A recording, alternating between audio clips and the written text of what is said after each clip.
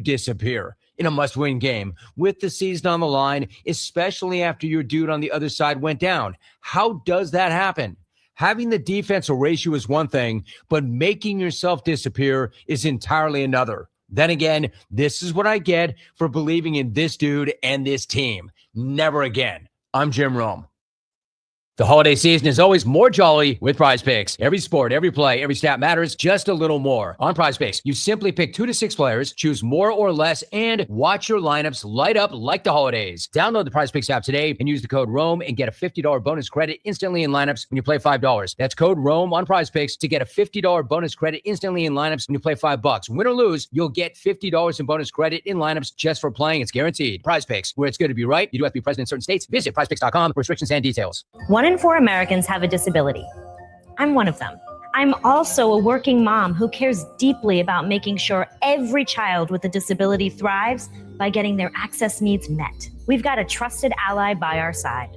Easter Seals provides children and families the foundation for lifelong success through early learning programs, skills training, and prep for college and career. That's my Easter Seals. Make it yours. Join us at easterseals.com.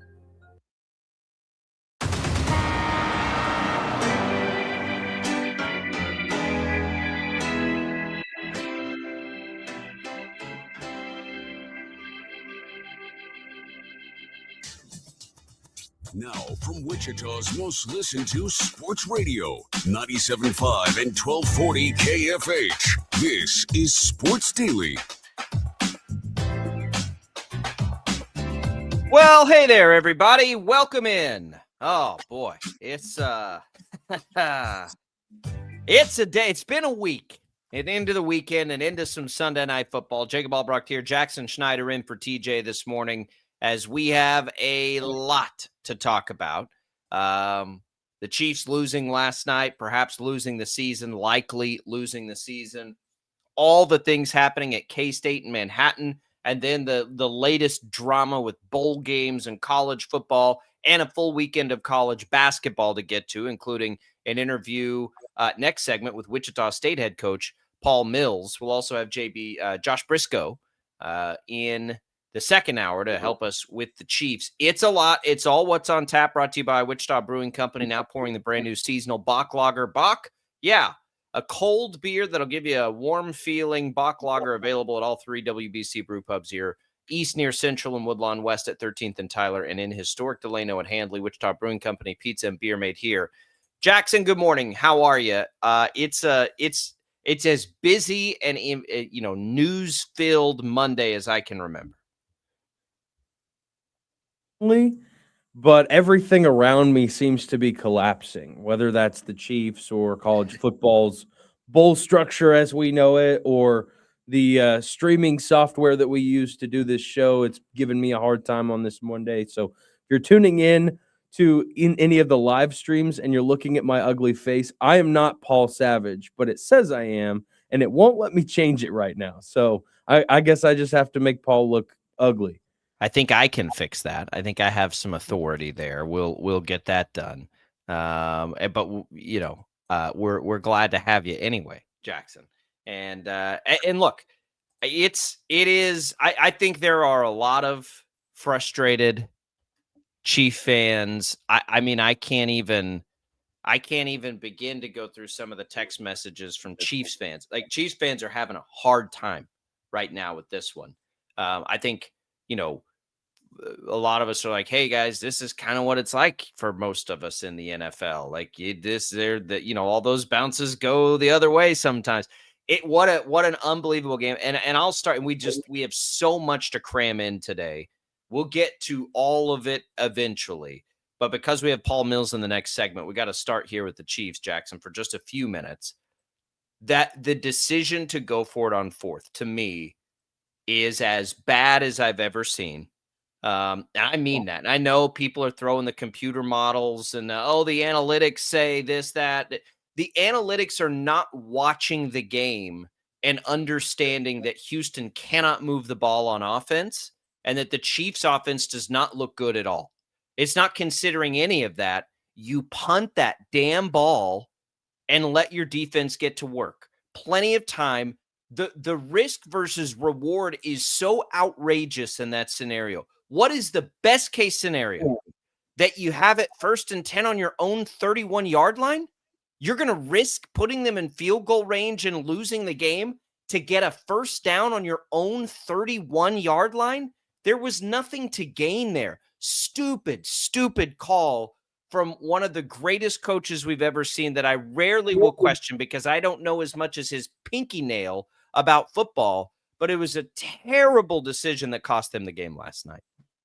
So I'm with you in that it was a bad decision, but I'm not going to harp too much on it because of the analytical side of it.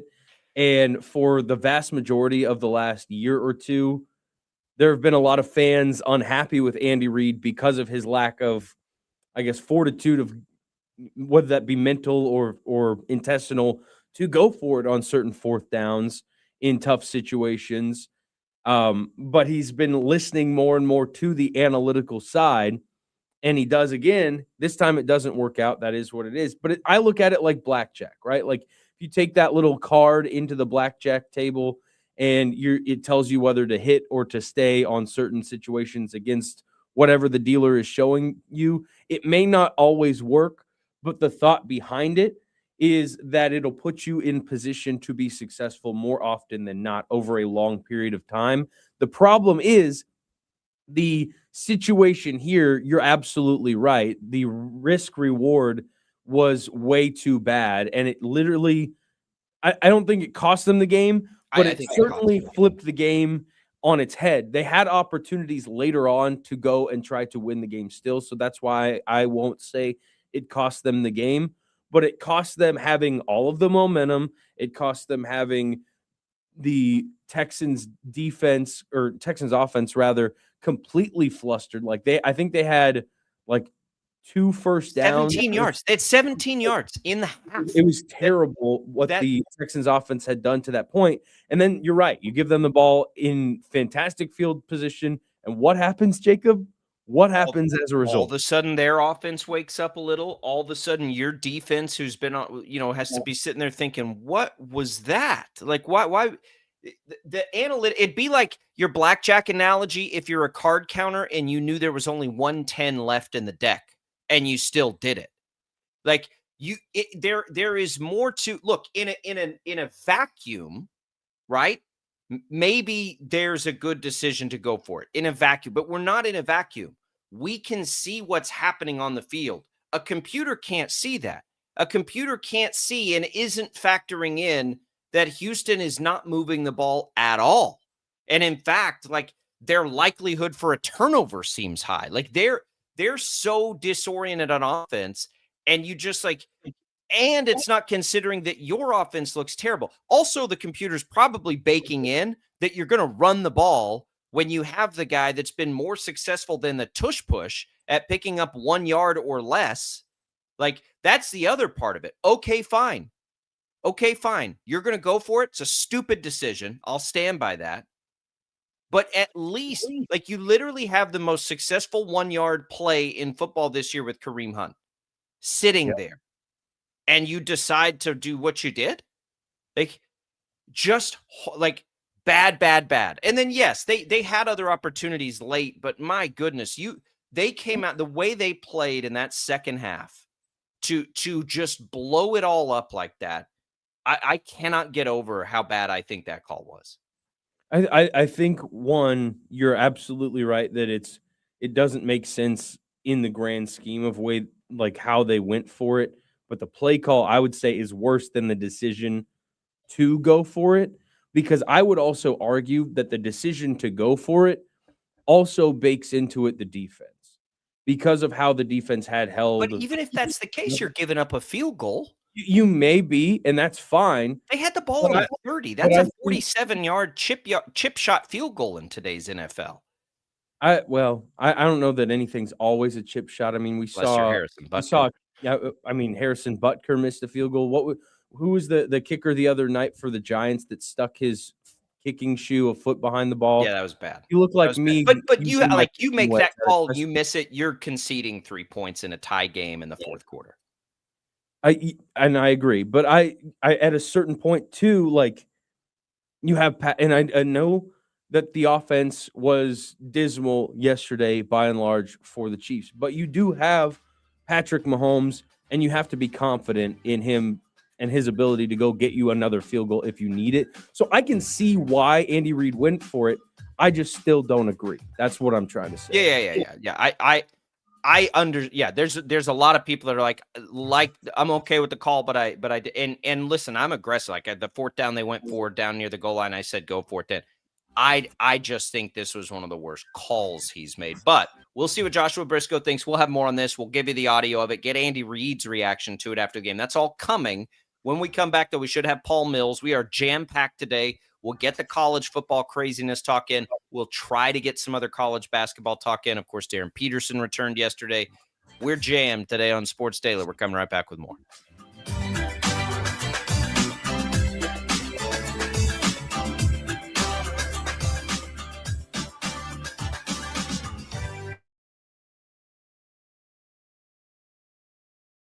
Lightning, hail, tornadoes, flooding.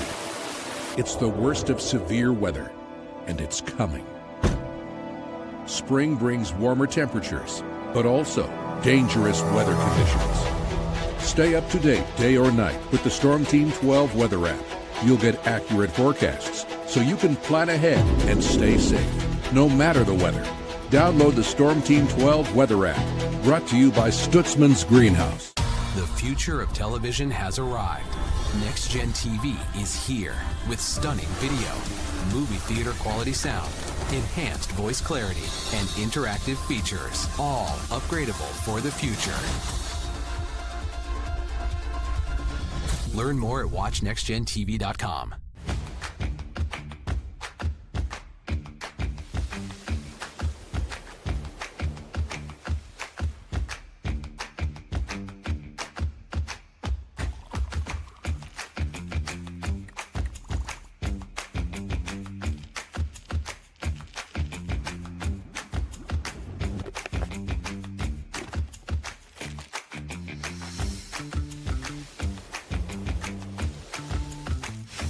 The canvas of our imagination. They tell a story. Clouds affect the events of your day.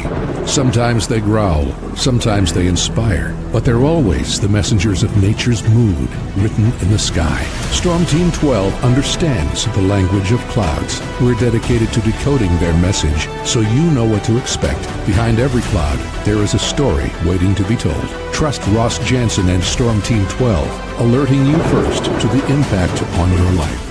We are following a breaking update. Every day, all day, stream the stories that have you talking near and far. Whoever is behind the wheel of this bus is not stopping. From hundreds of local reporters and meteorologists spanning the country. Chaos here this morning at the UW campus. Search LNL for the all-new Local News Live streaming app.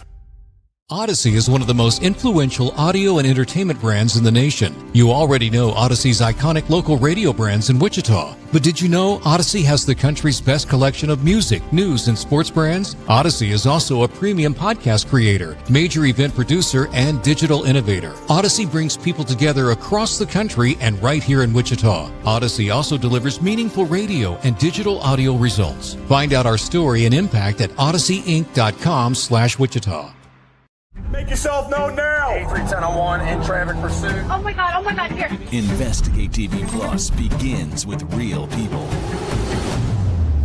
We investigate stories that impact you. And inspire change every day. Something is broken. Real problems. Why are they hiding it? And real solutions. My daughter was dying in front of me. What was your reaction when he said that? Investigate TV Plus, weekdays at 3:30 p.m. on KWCH.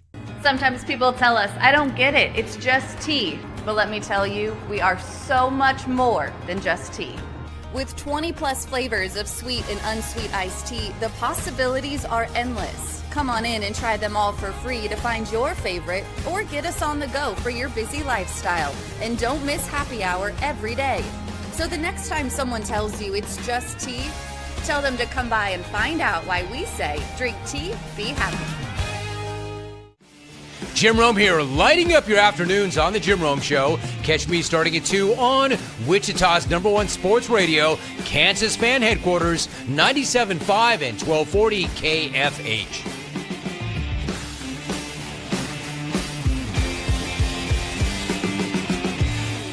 Mornings are busy. We're here to make your mornings better. We report the stories that affect you. 3 more hospital lies from contaminated apple juice just a day after the FDA issue a recall.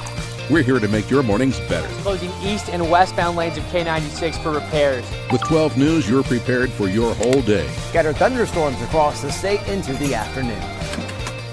Stay a step ahead with 12 News this morning on KWCH and KSCW.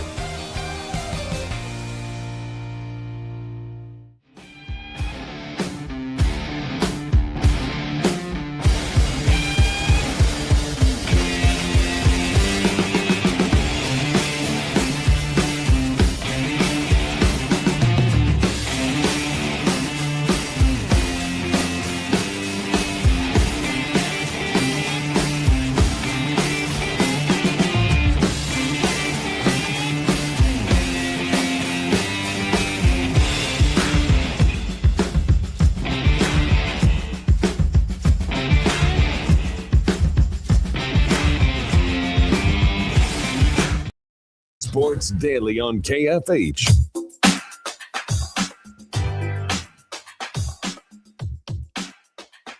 All right, welcome back in, everybody. It is Sports Daily, waiting on Paul Mills, so we'll continue along here for a minute. We can continue what we were chatting there about the Chiefs. So outside of that call, which we will play for you later in the show, Jackson, it was a very strange game. Wanye Morris goes out on the first play of the game. They were already down 60% of the offensive line. Thank you to Pray for our coffee, for the coffee this morning, as it was a late night for a lot of us, by the way. But they lose Wanye Morris. I actually thought Esa Pole, and I don't remember him from training camp. I don't apologize to not know the fourth string Chiefs tackle. Sorry, but he had actually been released at one point, and they got him back. So that should tell you exactly what the Chiefs thought of him too beforehand. Yeah. But I thought he looked good. I thought the offensive line, all things considered, honestly, did a pretty good job. I mean, that could have been worse.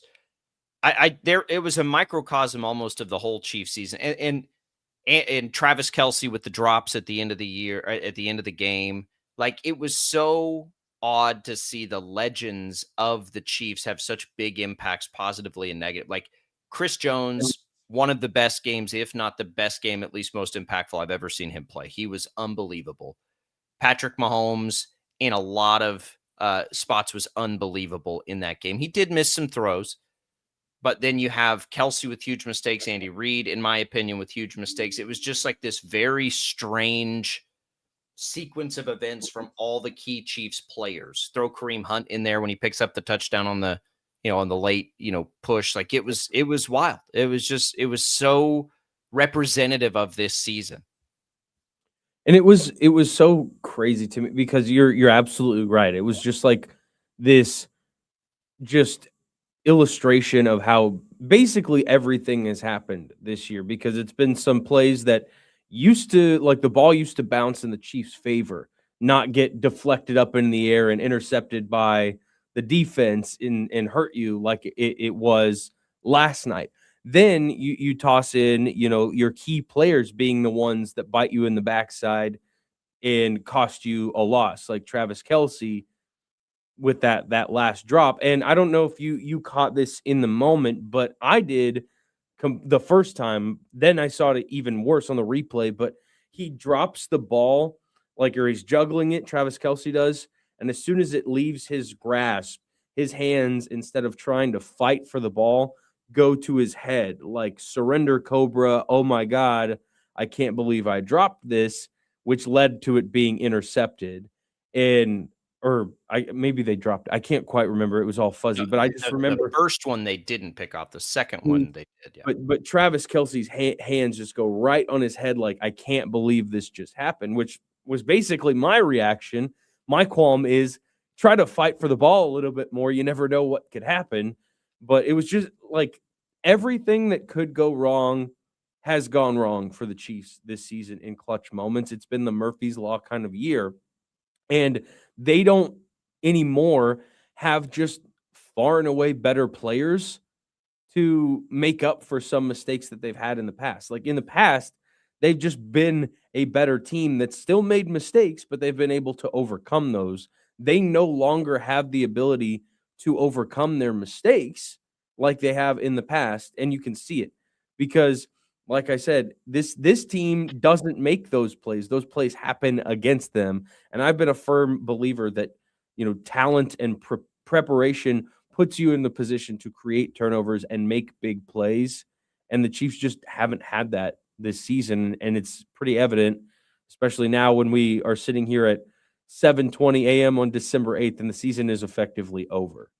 Yeah, it's and on the second interception, it wasn't a great throw, but it's a ball a younger Kelce, I think, makes a play on most of the time. It's really interesting on him. Everyone's like, oh, he's done, he needs to retire. And I get his contract's up, and I do think he will retire. But you look around the league, he's the second leading receiver among tight ends this year. He's still very effective. I think they put too much on him for where he is in his career. Like young Travis Kelce catches both of those balls, and he has had some key moments and key drops. But who else are they going to turn to? Right? It's almost like you've got to, and they tried to go to Rice in some big spots. That didn't work out either. Like it's just at some point, throw your hands up. I with Kelce though, I am curious. Like if Kelce said, "Hey, I'll come back on a team friendly deal next year." I mean, you want him back, don't you? Like I know he's had some drops, but wildly productive still compared. That's the thing is last year looked a lot more like the last dance for him than this year has. At least in terms of he's been, you're right. A lot better statistically this year than last. And I think last year motivated him to kind of come back and elevate it. The problem is that even him elevating his play has not been enough to overcome some of the shortcomings the rest collection of the total sum of parts. And look, they've had a lot to deal with this year too. Like Paul Mills may be behind or he may be missing this week. So we'll deal with that. But while Max has it, it takes us back to that, some of the, the decisions, because all the things they dealt with to have an opportunity is still pretty wild. I mean, Trent McDuffie goes down in that game. Like what in the world? But we're going to give you the call on the fourth down play. Max has this for us, and we're going to give you Andy Reid's reaction to it afterwards. So we've got that queued up. Now's as good a time as any. Max, let's hit it. Texans tripping their way onto the field as they make the late subs. 4th and 1, and they're going to go to 10-10 game. Anderson almost got there. Pass is incomplete.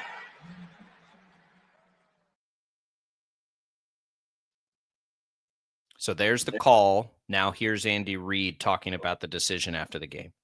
It just didn't work out that way. We got stalled a few times from our offense, and we got to make sure we take care of that. And we had, obviously the missed field goal, so that was also part of it. But when you're playing against a good team, you got to take advantage of points and field position. All those things become very important. And again, I've got to make sure I put the guys in the right position to do it with, with calls and or decisions. So we had 3 of those 4th down plays that weren't successful, and that's my responsibility there. Yeah, look, so you have all these crazy events, and then you have that moment of the game they don't convert. Like it did feel like the season. Like I don't know. I think that they had an opportunity last night. Again, the opportunity is that you win that one, and then you win three more. Even though going into the game, look, Daniel Jones gets hurt. The Colts are probably going to have a bunch of losses. The Chargers are playing, and their schedule is brutal, and Justin Herbert has a broken hand. Like it was right there for the Chiefs. It was right there for them to sneak their way into the postseason, and they fumbled it away. Honestly, if you win last night, I don't even think you have to sneak in. I think you can comfortably get in, and I say that to say this, that they could still find a way to sneak in because of what you just said. But here, the problem being with that is that you have to win games to be able to sneak into the playoffs. And we've said that for multiple weeks now, where if they can just win this game, that would lead to winning the next game, which leads to the next, because that's how it's been for the Chiefs the past, 6 years, maybe longer, like that they just go and take care of business like this and leave no doubt and there's no problem. That is clearly not this team right now or anymore. I don't like it's a weird watch, but what you said earlier of like how other NFL fans kind of deal with this, like this is just how it goes. Like you don't just win all the time, and it's kind of a tough adjustment to have to see that for the Chiefs, or at least it's tough for me as a Chiefs fan. I don't think it's probably as tough for Max. I think he's probably enjoyed it a little bit more than most, but it's just like it's weird to watch. Is it not, like, to have all these guys that have done so much for so long and won 3 Super Bowls and been to 5 of them and dominated the AFC West and all that, to just all of a sudden the guys that led you to that in the past no longer seem to have that ability. It's crazy to me, but like at this on the flip side of that, all these teams that have sat behind you in the past, their sole mission has been to usurp you over the last few years, and it finally looks like at least Denver, if not a couple of other teams, have caught and surpassed you in talent and youth and hunger. Because that's another thing, is I have felt this season, and maybe a little bit last year, even though the Chiefs went 15-2, which sounds funny to say, but it just felt like they didn't want it as badly as they have in the past. And that hunger has carried them further than maybe their ability even has carried them in the past few years, but it's just not this year. For whatever reason, they don't seem to have the same fire under their butts as they have the last several years. And that's been really frustrating for me to watch as well, because you know what it looks like when they do have that fire under them and they're just hitting another level that other teams don't seem to have. It's been really frustrating to see that. I don't think it's an effort. I don't think it's an effort thing. I think their stars are getting a little older. I think they've had a lot without question. That's true for sure. I think their good fortune has run a little bit out. It's just like you can't take for granted, and I think there's and I understand why. Like I think a lot part of this season, Chiefs fans are starting to take things for granted on just how wild this run has been. Like this, outside of the Patriots, this doesn't happen. It was strange that it happened like right after the Patriots with Mahomes, but this doesn't happen in the NFL. And there is a lot of like people acting like the last 2 years have been a disaster. They went to the damn Super Bowl last year, right? Like that's pretty wild. This year has been as frustrating a year because there's been so much meat left on the bone, but they were missing probably their second best player on offense for the first 6 games. They've had offensive line injuries. They've had a lot to deal with still, even this year. Some commentary here from Zach on YouTube says the problem is on the 4th down call, everyone knew they were going to pass the ball. Somehow that used to work for them, but they need to figure out someone who can go under center and tush push, preferably someone big. Here's the thing, Zach, they don't need to do that because Kareem Hunt has been better than the tush push this year. It's not like they have the best 1 yard to go in their backfield in the NFL. You just give the ball to Kareem Hunt, and you got to be able to live with that. If you're going to make that play call, which is the wrong play call to make, I'll stand by that until I die. You got to at least make the right play call. And on 1 to go, they've got the guy that's been the best at it. Like that's why Kareem Hunt is so valuable to this team. It's not because he's breaking off long plays and doing all this other stuff. It's because that dude's picking up the yard. Like you're not keeping him from picking up the yard. I tell people it reminds me of Zeke Elliott late in his career is what it reminds me of. That dude always got the yard. Like he didn't have all the things that he had when he was younger, but he always picked up the yard. And Kareem Hunt has been wildly good at that this year. Much better than if they had a tush push. And it's sitting there and they don't utilize it. And they go to something that hadn't even been that good in that game.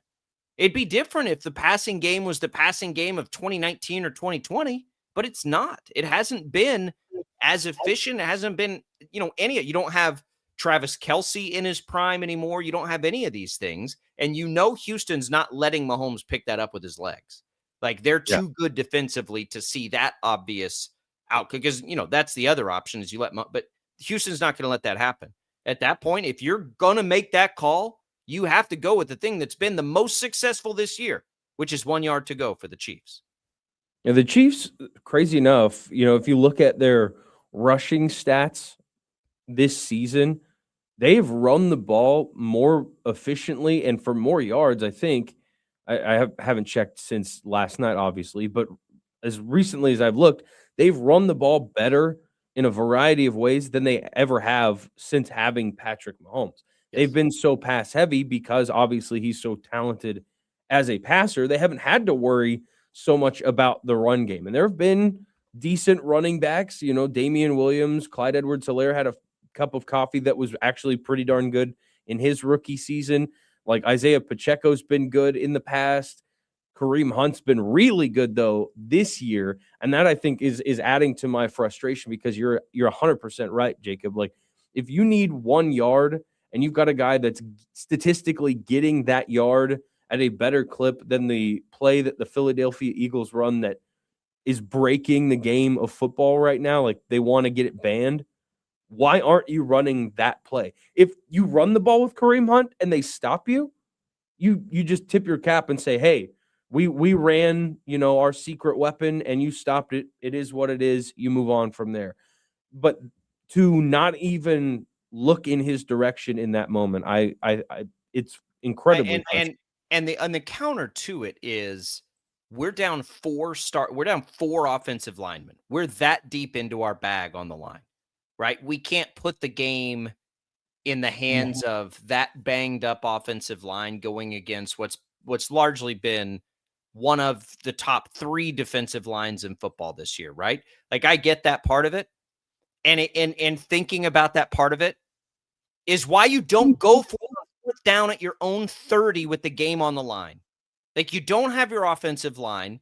If you're not willing to call the obvious play there, like if you're not willing to go strength on strength and put it all in the hands of Hunt at that point, then don't go for it on 4th and 1 when you don't have to. Punt the ball. You can see how many times in the second half did we see flipping the field work for the Chiefs? Right? A lot. Several times. It was at least worth 10 points. It kept working. Like, it was the thing. Like, Houston could not do anything. And you took all of it, and put it on the line with a bad play call at your own 30-yard line to give up the lead. I mean, you have to, when you make that call, know they're kicking a field goal if we don't get this. We're going to be down 3 points, which again is nonsensical to do it for that reason alone, let alone them go get a touchdown. But it was, I mean, you had Harrison Butker missing another field goal. Man, I'm telling you, like, he's been bad. Like, all the legends just had their moments this year of like, yeah, we're just, the luck runs out, man. Is it more frustrating? Like, I know you're kind of a neutral observer here so that's why I want to ask you this. Is it more frustrating for you to watch and have to discuss the Chiefs being this close all the time now? Like, their worst season in recent memory is right now. It's like the latest they've been under 500 in at least the last 4 years. But even then, at 6-7, like, this was the most lopsided loss of all of those. And we're sitting here talking about a razor thin margin that changes all of this in a 10-point loss. Like, is it more frustrating for you to sit here and have to, like, you're being forced to watch this, right? Like, it's no, like as a neutral observer, the frustrating thing is to try to look at it without the emotion of it. So, like, I can look at it on Mondays because I'm not a Chiefs fan and say, guys, they still have a really good chance to make the playoffs. Like, things are lined up and like things are fine. Like, they 2 years ago, I'm like, everybody chill. Like, they're going to be that's easier to do as a neutral observer. It's a little frustrating because I'm constantly talking to Chiefs fans who either they can do no wrong, and if you say anything about them, will burn you at the stake, or how dare you say they are doing something well when everything is so obviously a disaster and the sky is crushing me as it falls. That's the hard part, because you don't get like the rational middle ground in this part of the world, and that's okay. That's what makes it fun. But that's probably the difference, I think, coming at it from a non-fan's perspective is like, it's frustrating like any fan base is frustrated, but you can't tell them that. Like, it's irrational. It's football. We're fans. That's what we do. Speaking of, Jackson, I think, is fired up about what happened in college football. 1240 KFH. O'Reilly Auto Parts can help take the guesswork out. Lightning, hail, tornadoes, flooding. It's the worst of severe weather, and it's coming. Spring brings warmer temperatures, but also dangerous weather conditions. Stay up to date day or night with the Storm Team 12 weather app. You'll get accurate forecasts, so you can plan ahead and stay safe, no matter the weather. Download the Storm Team 12 weather app, brought to you by Stutzman's Greenhouse. The future of television has arrived. Next Gen TV is here with stunning video, movie theater quality sound, enhanced voice clarity, and interactive features, all upgradable for the future. Learn more at watchnextgentv.com.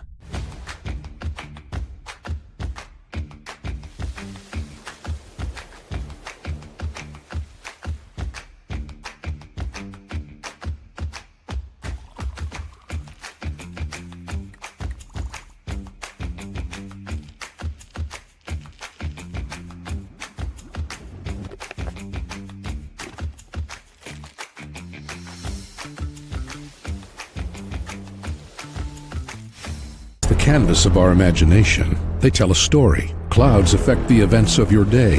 Sometimes they growl, sometimes they inspire, but they're always the messengers of nature's mood, written in the sky. Storm Team 12 understands the language of clouds. We're dedicated to decoding their message, so you know what to expect. Behind every cloud, there is a story waiting to be told. Trust Ross Jansen and Storm Team 12, alerting you first to the impact on your life.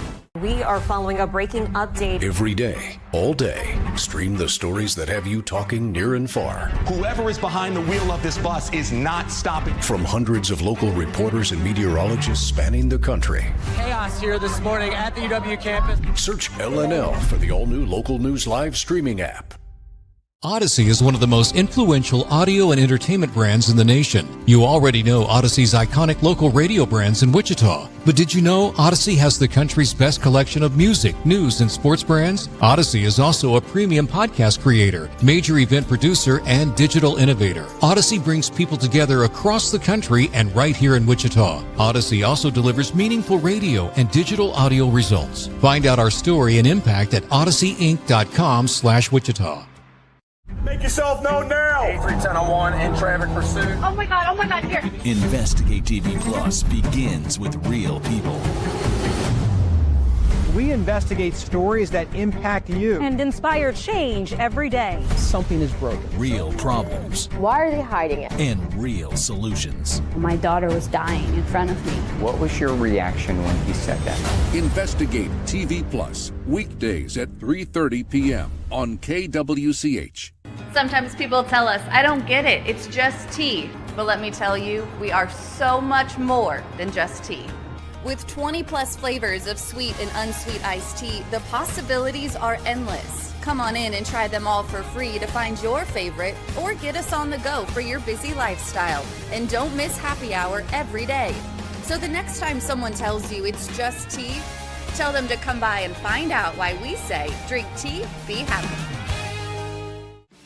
Jim Rome here, lighting up your afternoons on The Jim Rome Show. Catch me starting at 2 on Wichita's #1 sports radio, Kansas Fan Headquarters, 97.5 and 1240 KFH.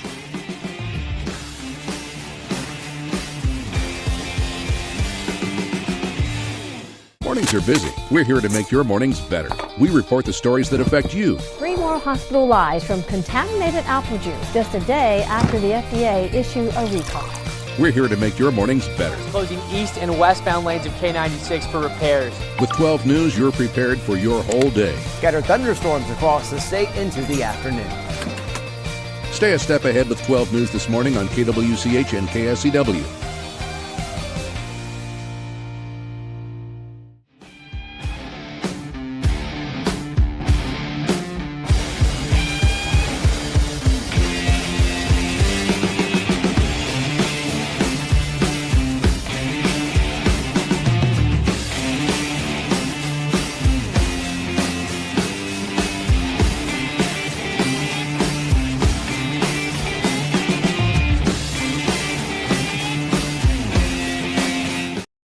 On KFH. All right, welcome back in, everybody, here to Sports Daily. Let me see if we have something here. Coach Mills, are you there? I'm here. You got to forgive me. Well, look at that. We got you in the waiting room there. We saw you. So we're not seeing you, but we're hearing you, Coach. Welcome in here. I'm at a doctor's appointment, so I'm trying to save my bandwidth. That's okay. Hopefully all is well. All is good. All is good. Hopefully the blood pressure's checking out. It was. Hey, you guys got a quad one win on the road. You take those any way you can get them, I assume. Yeah, winning isn't natural. It's just not something you wake up and do every morning. So you have to work for that. And was really impressed. Just some plays down the stretch, specifically some offensive rebounds. Will Bird's big offensive rebound to put us up, and then we were able to make free throws. And we had some guys really step up, specifically a freshman and TJ Williams, and I thought Michael Gray did a phenomenal job as well. So you need a lot of people in order to get quality victories, and we had some quality guys step up the other night. Coach, with the way things went down in the Bahamas, being in such tight games, 3 straight days, and fighting as hard as this group did, were you worried a little bit about how they might respond after a tough week like that? Because from my eyes, it looks like they've given you everything you could possibly want in terms of response after a frustrating week. Yeah, I would be lying if I said you aren't always worried about the response. Sometimes it could be after a hard practice, it could be after hard games, and that was the case obviously when we were in the Bahamas. But I mentioned this to our players, and specifically Michael Gray just did not shoot it well on the offensive side, but I thought he provided quality minutes defensively, and just constantly trying to remind players that, listen, if we're doing the right things and we're not necessarily getting the desired result, it doesn't mean that we should all of a sudden change things. We need to continue to do the right things. He obviously shot it really well, made big free throws in order to put us into overtime the other day. And so what we need to define us is how we respond. And so it is something that you constantly preach. It is something that you're worried about, but was very pleased with the response. We've got Shocker head coach Paul Mills here with us on Sports Daily. Coach, TJ Williams, we're obviously fond of him from around here. We watched him be awesome in high school. I wonder for you, as you watch this and you see him, not just that, he's been good in a box score or anything like that. Everybody watching the Northern Iowa game watched that young man take over. How comfortable are you with embracing that and encouraging him to do that more often? Yeah, I mean, it's got to be in the right setting. I think that what happened there, what the game demands, good players supply.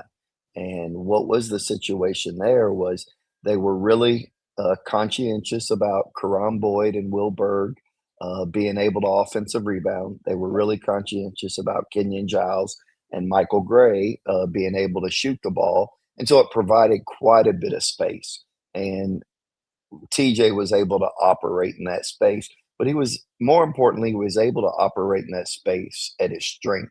You'll get some guys who just settle. TJ shot a shot in the first half that I thought was settling, and there weren't any more of those the rest of the game.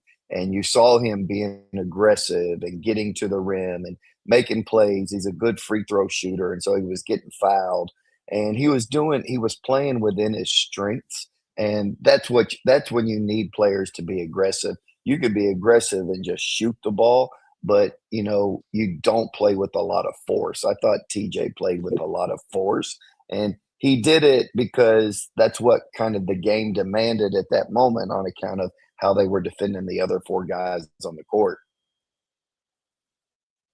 Coach, looking at this team and the growth that they've shown already this season, I'm sure you've got visions for a lot of other areas of improvement with a long way to go yet, but what maybe are you most proud of in terms of their improvement, especially when we talk about the ups and downs they've faced here so far and in the adversity that's kind of been in their way, and they've come out better for it?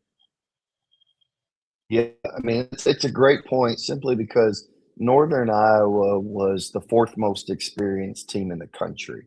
And just, nearly 70% of their minutes returned from a year ago. And that's why people project them to win the Missouri Valley. And to be able to, with 12 new guys, eventually you don't get to keep allowing that to be an excuse. You eventually have to make plays. You eventually have to do something. So to do that on the road against a team that is top 5 in the country in returning minutes at obviously a quality opponent, to be able to do that it speaks about that level of growth. And that's what you want. You need to be able to learn these lessons, and then you need to be able to apply them. And again, with that level of experience on the opposition side, you could see our guys kind of growing up in real time and understanding the plays that needed to be made.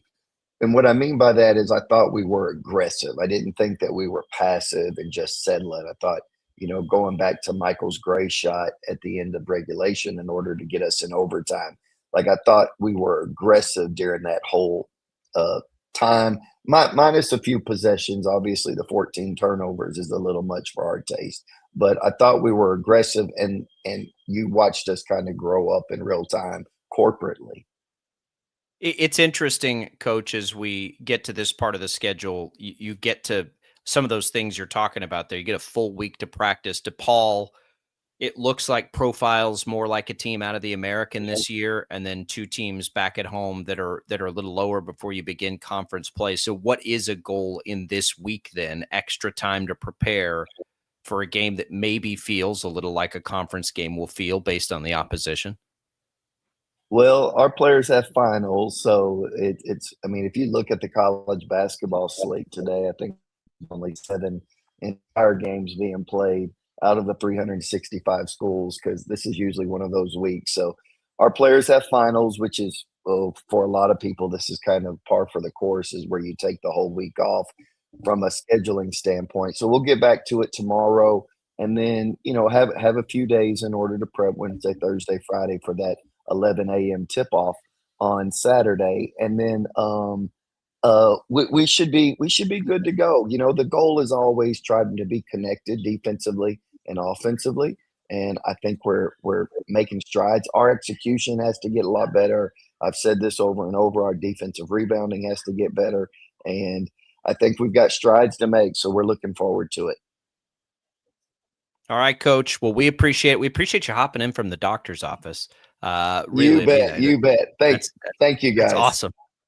Tell the doc we said hello, and to take care of business today, because you guys have got a big week here. Shockers back home against DePaul.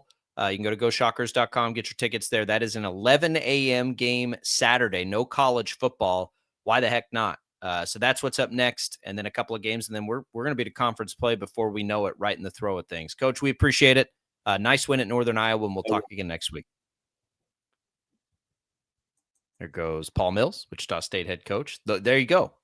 Dedication. Just pop in. When the schedule changes on you, you just pop in. There's nothing worse than hopefully we helped him pass the time in the waiting room. You sit there, you're out in the middle of things, and you're like, all right, now, and then you get in there and you got to wait another half hour. So hopefully we made that a little easier for him. Let's make this a college basketball segment then here real quick, Jackson. So Shockers, huge win in Northern Iowa. Embrace TJ Williams. I said that last night on Sports Sunday. Like him becoming that dude for this team would be such a cool and great development, I think. But let's talk real quick. Darren Peterson, in case we run out of time in the next hour, makes his return.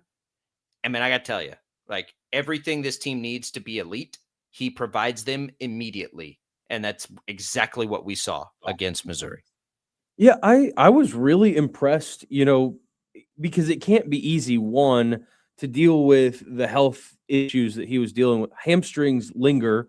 They don't go away. You have to continually work on them for a long period of time to improve. So to deal with that health-wise and miss the amount of time that he did, and then to step in back into the game and play 23 minutes, score 17 points, and provide that offensive spark that KU really needed to help them kind of take that next step is really impressive to me, because I think it's very clear to see how much better this group is, obviously, with him on the floor. But you've got players that are capable, guys like Flory Badunga and like Bryson Tiller, who's been really nice. And Trey White has been an absolute dog for KU. But if you have that cast plus the potential number 1 pick in the NBA draft, you're going to be really tough to beat all the time. So it's really nice to see that kind of come to form when you've got the full cast of characters available. But I'm still even that much more impressed with KU and how they've looked as good as they have without Darren Peterson of late too, because even in the minutes he wasn't on the floor yesterday against Missouri, I still felt like they were head and shoulders above Mizzou. And I don't think Mizzou is a bad team. They're not. Here, Jackson, I think KU has a chance to be a top 5 to 10 team. If they can get Peterson back, at full go, unbridled, let him go, with what they showed us in Vegas, with all the other things that this team appears to be able to do well, finding the lineup of Badunga and Tiller, letting, Council and White get comfortable in these roles. McDowell and Jackson seem like they're going to be very comfortable coming off the bench like that. The only thing they need is some offense, and he provides all of it. That's the kind of player he is. I mean, he fills it up at such ease that it's going to make it easier on it. And Trey White said that after the game. They're like, he makes it so much easier for the rest of us with what he does, even in limited fans, even in limited time. So I just I really hope they can get him at full strength, and I hope we can put all this other stuff behind us at some point, because I do think this team has a chance to be awesome by March, right? By the time we get to those games, I think this has a chance to be a special team. That's what I'm reading on what I'm seeing. It's a little early for that, probably, but man, I feel like it's there. Absolutely. And I think, coming up on Saturday, they go to NC State, and that's yet another tough test for this group. And if you even get, again, 20, 25 minutes from Darren Peterson in that game, and you can win it against what I think in NC State is a pretty darn good team, you can start really having some visions for the future, because after NC State, that schedule to end the year gets really soft. You got Towson, Davidson, you open Big 12 play with UCF. You can start to kind of really come to form without any pressure of elite opponents. And that could lead you to some really good basketball in January and February. And who knows where that could take you after the Big 12 rigor. Can let you take it easy with Darren Peterson too. Cat fans, we'll talk K-State basketball tomorrow with Wyatt Thompson. We have so much to cram into the next hour. Josh Brisco joins us for Chiefs talk, college football talk, bowl games. K-State hired a coach, and we've got a selection committee for the playoffs. We'll get it all in the next hour. Don't go away. This is 97.5 and 1240 KFH, Wichita, K248CY Wichita, KNSS HD2 Clearwater, and Odyssey Sports Station. It's the season to come together over your holiday favorites at Starbucks. Warm up with a creamy caramel brulee latte, get festive with an iced gingerbread chai, or share a velvety peppermint mocha. Together is the best place to be at Starbucks. Did you hear? Allstate car insurance now costs even less. So when you bundle with home, you can save even more. Check Allstate first to bundle and save with a new lower auto rate. You're in good hands with Allstate. Not available in every state. Only applicable for new auto insurance business. Rates will vary by several factors, including how you purchase the policy. Potential savings may vary. Allstate North American Insurance Company and Affiliates, Northbrook, Illinois. The holidays are back at Starbucks, so share the season with a peppermint mocha. Starbucks signature espresso, velvety mocha, and cool peppermint notes, topped with whipped cream and dark chocolate curls. Together is the best place to be at Starbucks. Mike Golick Jr. here from Monday Night Football on Westwood One. Coming up from Los Angeles, the Chargers host the Eagles. Both teams are 8-4, but Philadelphia's dropped their last two, and the Chargers are coming off a win but need another to stay close in their division race. My dad and I will cover the pregame, then Kevin Harlan and Kurt Warner will have the call on Monday Night Football. Get ready for the game with more details and preview at WestwoodOneSports.com. Need parts fast? Need them now? O'Reilly is fast. Just one part that makes O'Reilly Auto Parts stand apart. Get one free set of brake pads when you buy two Brake Best Select rotors. Upgrade to Brake Best Select pads for just $10 more. Or upgrade to Brake Best Select Pro or Import Direct pads for just $20 more. Restrictions apply. See store for details. O'Reilly Auto Parts. This is the story of the one. As the purchasing manager at a manufacturing plant, she knows the only thing more important than having the right safety gear is having it there when you need it. That's why she partners with Grainger for auto reordering, so her team members can count on her to have cut-resistant gloves on hand, and each shift can run safely and efficiently. Call 1-800-GRAINGER, click Grainger.com, or just stop by. Grainger, for the ones who get it done.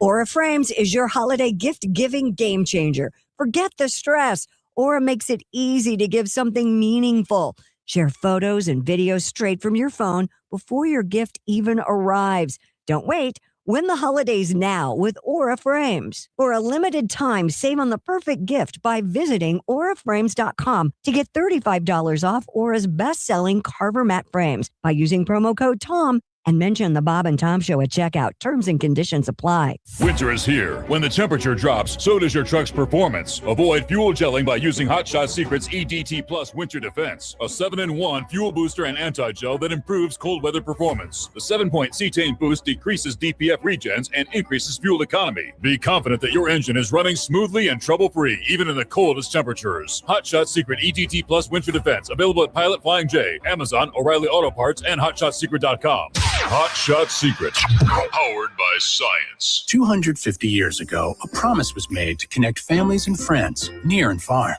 And during the holidays, that promise is more important than ever. That's why USPS is building a better network to meet your needs with timely deliveries, easy and affordable ways to ship, and everything you need to make your season full of holiday cheer.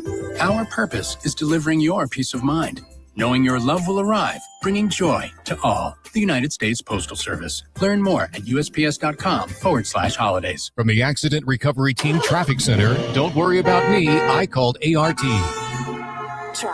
Traffic volumes picking up, and now we've got some heavier traffic. This is northbound on K15, right around 31st Street South. We also have a bit of a slowdown southbound on I-135 approaching Pawnee. Traffic update from 98.7 and 1330 KNSS in the Accident Recovery Team Traffic Center. I'm Jad Chambers. Weather.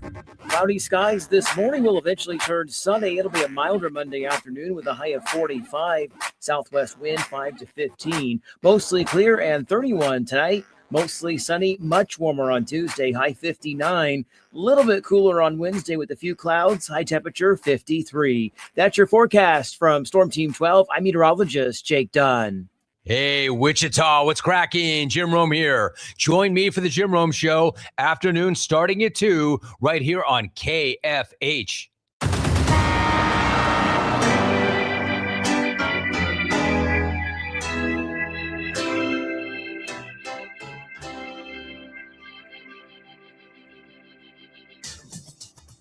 Now, from Wichita's most listened to sports radio, 97.5 and 1240 KFH. This is Sports Daily.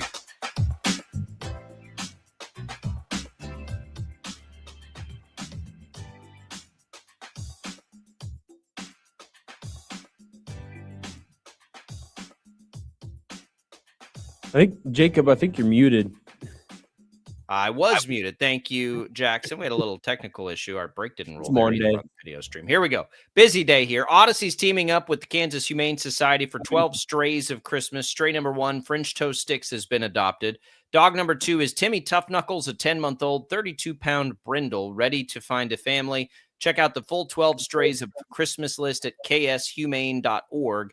And even if you don't adopt, if you want to help pets like Timmy Tough Knuckles, KHS has a list of needed items they use every day. The 12 Strays of Christmas, supported by 316 Pet Supplies and XY in downtown Wichita.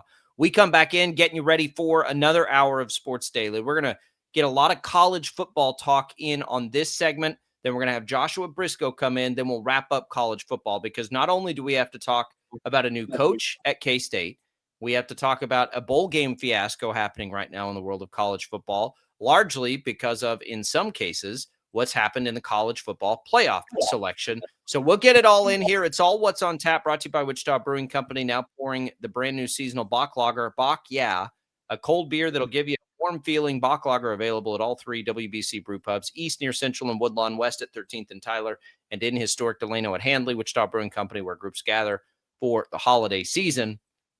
All right, Jackson, let's get to college football real quick. You guys hit on a lot of this, and we hit on a lot of this Friday. It was semantics. We knew Klein was getting the job. Klein's getting the job. What a wild time for K-State. I think we've got to turn the page now on, I guess, decisions to not go to a bowl game here. So as they make the transition to Colin Klein, K-State decides, and the players decide, that they're not going to accept a bowl bid. What bowl would it even been against Rice? Was that the Birmingham Bowl? As far as I know, the two options for K-State would have been the Independence Bowl in Shreveport, Louisiana, or the Liberty Bowl, which I think K-State's fan base is well burnt out on at this point after several prior appearances. You, Jackson, I know have some. I'm going to give you the floor here to give your take, because we may disagree on all of this. So, as Andy Reid would say, time's yours.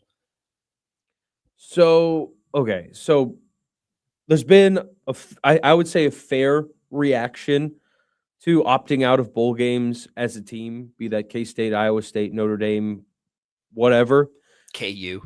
Yeah. Well, for them, I'll give them the grain of salt that, like, they didn't think they were going to be in a bowl game because they didn't win 6 games. And I bet a lot of those teams that were asked, half their team's already home for the semester break.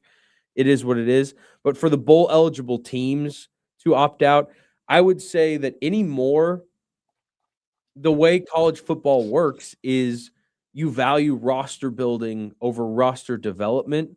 And in the past, those extra 15 practices to get you ready for a bowl game were invaluable. Like, you could get a jump start on your spring practices and next year and all the good that comes with that. And to a degree, that's still true for a lot of teams, but not all of them.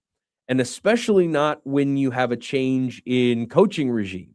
Like, if Chris Kleiman's retired and ready to be done, which I think he was ready to be done after the Colorado game, he probably would have coached one more game in a bowl game, but I don't know that he was wanting to or excited to. But if you have him leaving and a new coach coming in, and that new coach in Colin Klein has to rebuild a coaching staff and re-recruit the current roster and recruit new guys to come in and maintain the signing day class and all these different things that are time consuming, on top of the fact that he himself is also still the offensive coordinator of a college football playoff team. Like, the negative side of playing in that bowl game is the time and preparation it takes to play a bowl game, even if it's Rice or whoever, takes away from a lot of the time and energy you can give to the future of your football program. And that being said, you're playing a bowl game that does not move your needle. Like, playing Rice for K-State does no good. The only outcome that really moves that needle for K-State, if you play a bad CUSA team in the Independence Bowl, is if you lose and your reputation is tarnished on what already was a frustrating season. So, like, you have nothing to gain. And there are a ton of football teams that feel the same way, especially like Notre Dame, who had much bigger visions than a bowl game. Like, they wanted to challenge the college football playoff and try to make it to the national championship game again. But they get left on the outside, and probably a good amount of their roster is still going to turn over, and they have to figure that out and find a way to make themselves better next year to not be in this position. So what I'm saying, all of these different moving targets for college football make bowl games mean far less now than they did 10 years ago. In the What past, did they mean 10 years ago? In 10 years ago, like, there wasn't this like much bigger goal. Like, your bowl game was your goal. Your goal was to get to a good bowl game and try to win a marquee game against a marquee opponent, right? Now, the big goal is no longer that nice bowl game. It's to get into the playoff, to give yourself a chance at a national championship. And for a large majority of teams right now, they're coming to learn that they've got a long way to go to even get to that point. And while I think the playoff or bust mindset is broken and wrong, that's where a lot of programs view things right now. Like, why? Let me ask here. Why do you think making the playoffs is the wrong? Because that's what we strive for in every other sport. Hell, that's what we strive for in the other college sports. Like, we've seen teams opt out of the NIT before, and it's never met with this kind of reaction. Exactly. And the NIT means as much as a bowl game. Exactly. And that's what I'm saying. Like, bowl games don't mean what they used to me, because the quiet part out loud is bowl games have never meant anything. Yeah, like, I 100% agree with that. Like the bowl games were this argument, right? Yeah, they were this excuse to try to justify a top 2 teams that we're just going to pick out of a hat, make a championship. And then even with 4, like, bowl games they're an exhibition. They're a way for TV networks to make a whole bunch of money. They are a fun trip for a fan base. I'll give you that. But there's too much on the line for players anyway. Like, you've got massive NIL and it's not even just NIL, by the way, either. Do you remember when, what's his name? The Notre Dame linebacker who was going to be a first-round pick went in to a bowl game and blew his knee out and ended up being a 4th-round pick in his NFL career. Never really got the legs it probably would have. He was played for the Cowboys. I should remember his name off the top of my head, but I don't. Those kinds of things can happen all the time. You're asking guys. It'd be like saying, hey, NFL guys, we want you to all go play a 4th preseason game, and we want you to be damn happy about it, right? Why do we still play extra preseason games? Because the teams force fans to buy tickets to them, right? Like, you'll see preseason games go away when you see the regular season expanded. They don't mean anything they never have, right? The tradition of when bowl games meant something is so far gone. It's not even like a generation ago. It's like 3 generations ago when it meant something to go play at the Rose Bowl. Like, otherwise, it's okay, fine. Like, it's cool for that community. But if you're the players, the coaches, like, this is such a silly thing. If you want to continue the bowl games, you need to turn the playoff games into bowl games. That's all you have to do. Yeah, they try to do that, right? Like the Fiesta Bowl. Yes, but that way you can tie the sponsors to it, and you can do all that same stuff. The problem is that there are like it's too watered down anymore. And I would argue, as much as I love football and bowl games, it's been watered down for a while. We haven't needed 43 bowl games for the last decade. And yet here we are with a bunch of teams that don't make 6 wins, that still like we, even before teams were off. Like, are we really that upset we're not going to see KState and Rice play? No, I'm not. Like, I love K-State football. I have grown up a huge K-State football fan because of my parents my entire life. I went and sat my butt in the freezing cold and watched them play Colorado a week ago for no reason, but I love watching K-State football. But is my life worse off because I'm not going to watch them play Rice on a random Tuesday afternoon in a glorified exhibition? No, I totally understand why they wouldn't want to play that game, and I'm cool with it. But the issue right now is that the rest of the room is starting to learn that these games don't mean anything. The older crowd, where bowl games used to mean something, is finally starting to notice these games don't mean anything. And their frustrations that they're voicing at Kansas State or Notre Dame or Iowa State need to be voiced in the direction of the structure of college football in general right now. The transfer portal and the calendar of that transfer portal and really the calendar in general of college football is completely out of whack, and it all needs adjusted. And I would argue that a simple adjustment of that calendar would solve several of the problems in the sport right now. Not all of them, certainly, but it would make a sizable difference if you could adjust how and when players transferred so that it didn't throw a complete wrench into everything at the end of a season. KState fined $500,000. I still wonder, too, if in a revenue share model, this is the first year they have to share the revenue of a bowl game, if it's financially viable for them to travel down there and play it. All right, we're going to come back. We should have Joshua Brisco. We'll get back to the college football talk, the CFP. It all ties together. We got a lot to get to today. We're coming right back with more Sports Daily.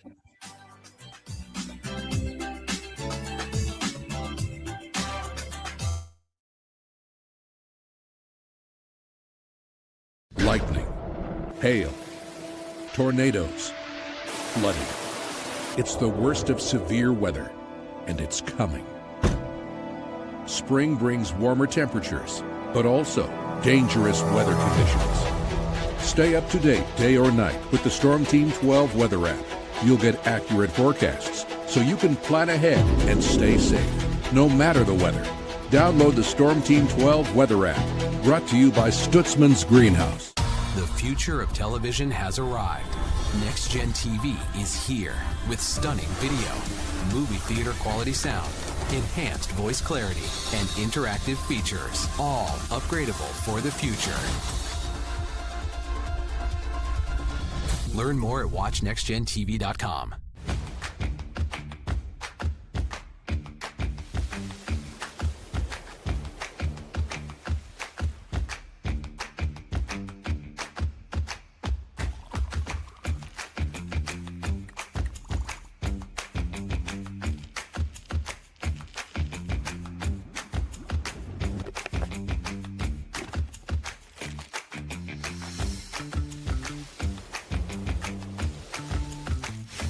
The canvas of our imagination. They tell a story. Clouds affect the events of your day. Sometimes they growl, sometimes they inspire, but they're always the messengers of nature's mood, written in the sky. Storm Team 12 understands the language of clouds. We're dedicated to decoding their message, so you know what to expect. Behind every cloud, there is a story waiting to be told. Trust Ross Jansen and Storm Team 12, alerting you first to the impact on your life. We are following a breaking update. Every day, all day, stream the stories that have you talking near and far. Whoever is behind the wheel of this bus is not stopping. From hundreds of local reporters and meteorologists spanning the country. Chaos here this morning at the UW campus. Search LNL for the all-new Local News Live streaming app. Odyssey is one of the most influential audio and entertainment brands in the nation. You already know Odyssey's iconic local radio brands in Wichita. But did you know Odyssey has the country's best collection of music, news, and sports brands? Odyssey is also a premium podcast creator, major event producer, and digital innovator. Odyssey brings people together across the country and right here in Wichita. Odyssey also delivers meaningful radio and digital audio results. Find out our story and impact at odysseyinc.com/Wichita. Make yourself known now. 831001 in traffic pursuit. Oh my God, here. Investigate TV Plus begins with real people. We investigate stories that impact you and inspire change every day. Something is broken. Real problems. Why are they hiding it? And real solutions. My daughter was dying in front of me. What was your reaction when he said that?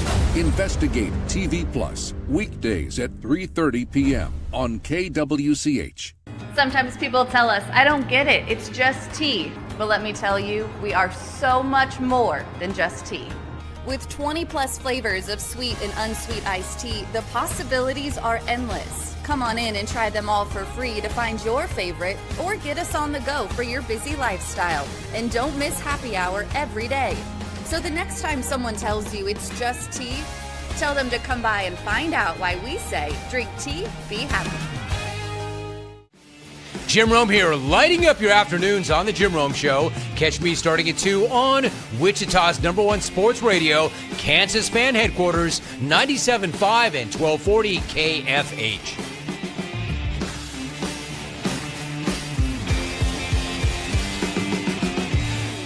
Mornings are busy. We're here to make your mornings better. We report the stories that affect you. 3 more hospital lies from contaminated apple juice just a day after the FDA issued a recall. We're here to make your mornings better. Closing east and westbound lanes of K96 for repairs. With 12 News, you're prepared for your whole day. Scattered thunderstorms across the state into the afternoon.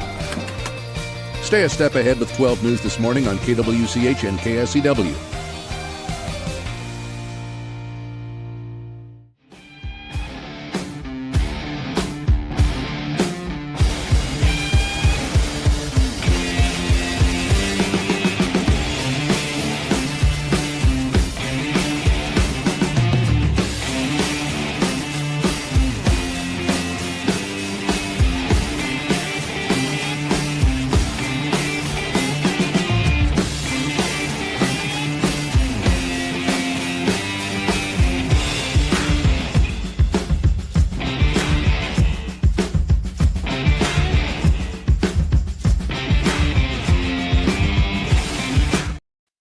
KFH.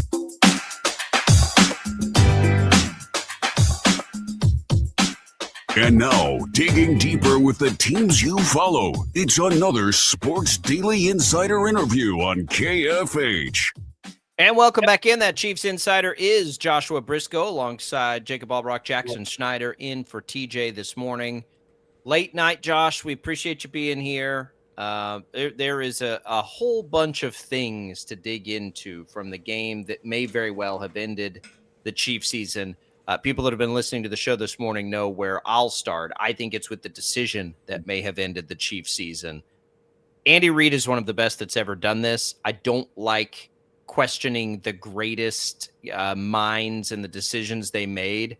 I can't remember a worse decision, in my opinion, than going for it on 4th and 1 at your own 31-yard line in a tie game against a team who had 20 yards of offense in the half. I think that was absurdly bad, that call to go for it. Good morning. How are you? I'm great, guys. Thanks for having me. I remember talking before the season. We were trying to figure out what time I was going to join you guys, and I think I joked at one point, I might be in a bad mood after some primetime games. We'll make it work, right? Never in my wildest dreams nor nightmares did I think that I would be in a bad mood because the Chiefs were 6-7, for all the kids out there. I mean, it is a disaster. Like, it is really, truly a stunning place to be, and just no fun at all. So, on the 4th down decision, I'll say on the front end, I'm a 4th down aggression guy. I love the 4th down bots. I want to see the stats. I want to get the angles. I didn't even consider that they might keep the offense out on the field there.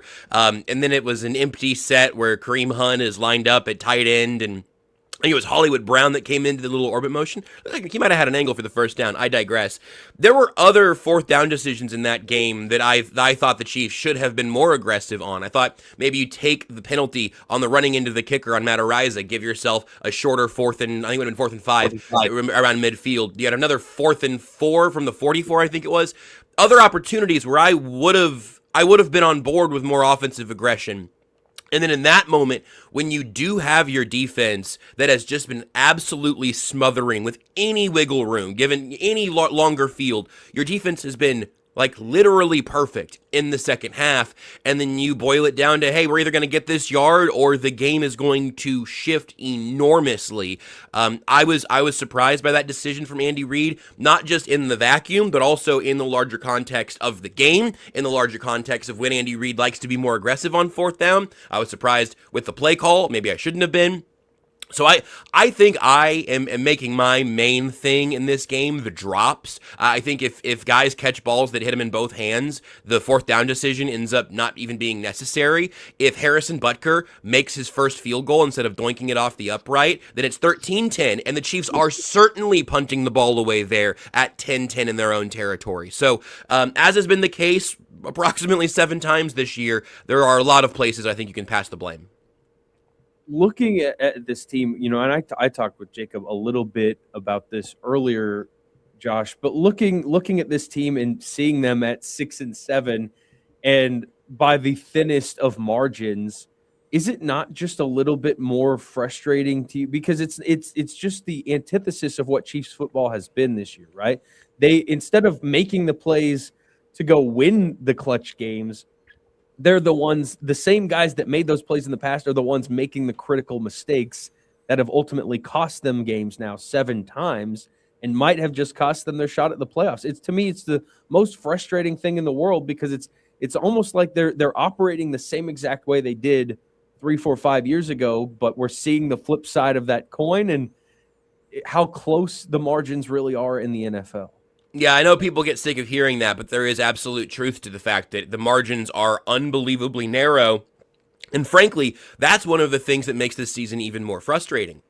If this was a season where the Bills and the Ravens and the, I don't know, and a healthy Bengals team, let's say, if those 3 teams were dominating the AFC and alone at the top of the conference, and they've just been trying to jockey for position for the 1 seed in the first round bye, maybe you'd look around and go, this is just a year where the AFC had some juggernauts, the Chiefs had some bad luck, and you wipe this season away and you start thinking about 2026.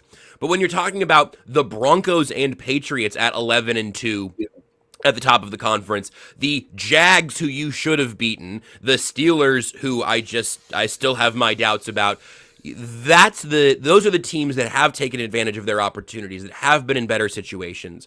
And for all of that to come together, the fine line nature of the NFL, the fact that it is little stuff here and there, that again, this Chiefs team with a few different coin flips landing a few different ways, and not to pick on the guy because I genuinely think he's the greatest of all time, but at the beginning of the season and again last night, you have Travis Kelce on multiple occasions just like bump setting an interception to the defense. And he has made some of, no exaggeration, some of the greatest plays in NFL history. And he's been better this year than he was last year in terms of how he actually looks out on the field. So it's not like, well, yeah, Travis Kelce just fell off so much that his hands turned to concrete. That's not what happened. And if Travis Kelce wants to play football again next year, he'd be one of their best weapons next year.